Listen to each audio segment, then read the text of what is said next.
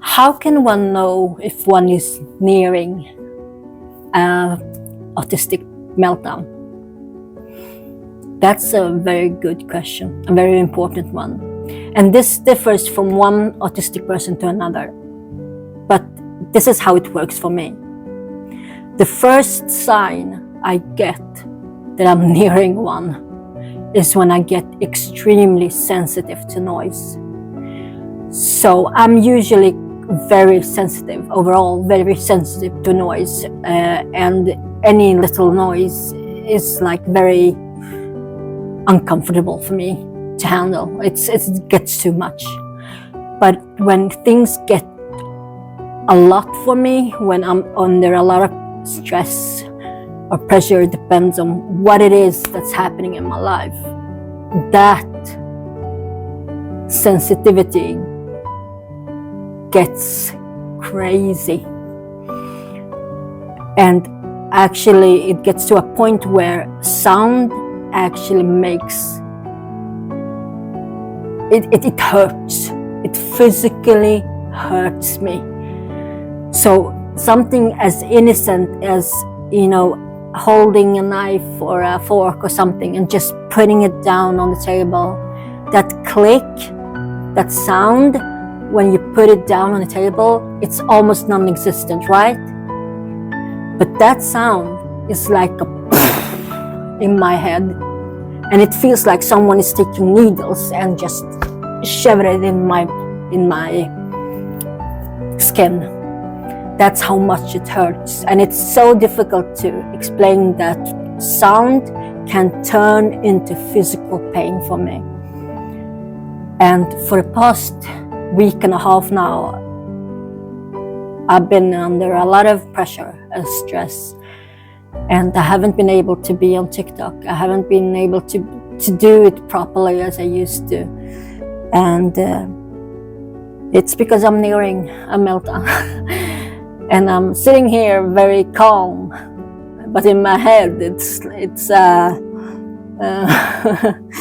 not sure how to explain it. But this is part of our life.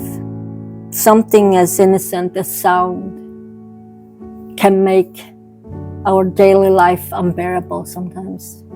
That's actually one of the reasons why I decided to move from the capital here in Sweden, from Stockholm, and move to a smaller place, because I just couldn't handle the noise. I couldn't handle my neighbors, because I used to live in a flat. So every time they took the elevator, or they went out, or they closed the door, or even when they used the bathroom, I could hear the pipes. It came to a point that I had to sit at home with earbuds or some headphones that shuts off noise to be able to cope with being at home. And that just being at home. When I went outside, it's even more noise. So I never could leave my home without those earphones. So when I got the chance, I said goodbye and good riddance. And I took everything and moved away. So now I live in a very quiet place, which is heaven compared to living in a city.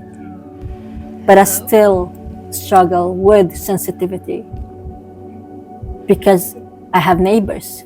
I don't live in a flat anymore. I live in a house, but still I have neighbors. Those neighbors have children. And you can't tell children to shut up, right? Because that would be, I would be considered a very rude person, rude old lady living down the street. So they have to be children, and I have to let them. But compared to what I had, this is heaven.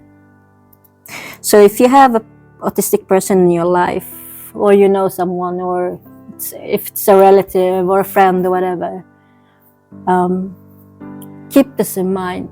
Some of us struggle with this more than others, but we can have huge difficulties with noise. And it's actually not something as, don't concentrate on that, don't focus on that.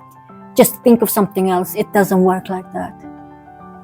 If someone is standing with a needle and stabbing you with it, would you say, would you think that you can just concentrate on someone else, on something else? No, you would say, stop hurting me.